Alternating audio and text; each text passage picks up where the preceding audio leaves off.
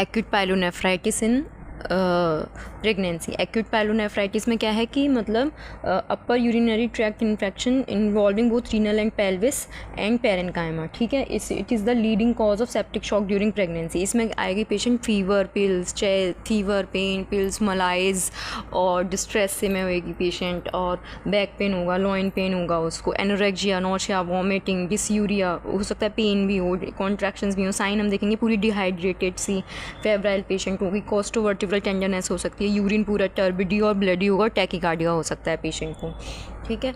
फिर उसके बाद उसका हम इन्वेस्टिगेशन कराएंगे। सबसे पहले यूरिन आरएम कराएंगे, उसमें हम देखेंगे leucocyte, red cell, white cell cast तो नहीं है, बैक्टीरिया तो नहीं है। यूरिन कल्चर कराएंगे, यूरिन कल्चर एंड सेंसिटिविटी भेजेंगे। फिर ब्लड एग्जामिनेशन में देखेंगे रीनल डिसफंक्शन में blood urea nitrogen, LFT RFT भेजने उसके blood urea nitrogen, creatinine clearance देखेंगे।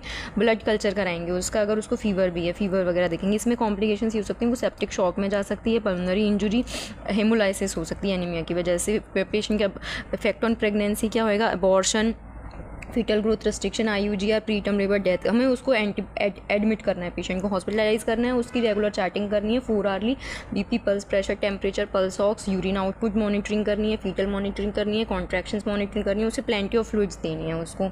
उसका जो डिहाइड्रेशन है वो डेक्सट्रोज और डेक्सट्रोज सलाइन देना है उसको। IV एंटीबायोटिक्स पहले ओरल 2 दिन के लिए ओरल पहले चलाने हैं, नहीं पहले IV देने हैं, फिर 12 डेज़ के लिए इसको वो चलाना है, फिर IV, फिर 12 डेज़ के लिए ओरल चलाने हैं, ठीक है।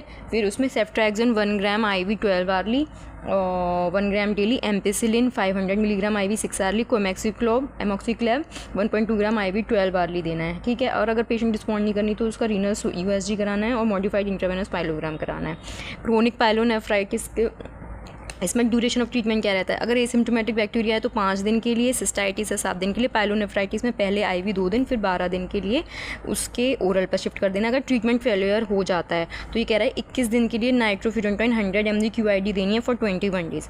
प्रोफाइलैक्सिस फॉर UTI में क्या आएगा, nitrofurantoin 100 mg OD at bed time और amoxicillin 250 mg OD for the rest of the pregnancy. Nitrofurantoin और ये amoxicillin for rest of the pregnancy देनी है। फिर क्रोनिक पायलोनेफ्राइटिस के कॉम्प्लिकेशन क्या हो सकते हैं, chronic microcytic anaemia, chronic acute pyelonephritis, chronic hypertension, super impose preeclampsia, hyponatraemia, glycosuria, ये सारे कॉम्प्लिकेशंस हो सकते हैं।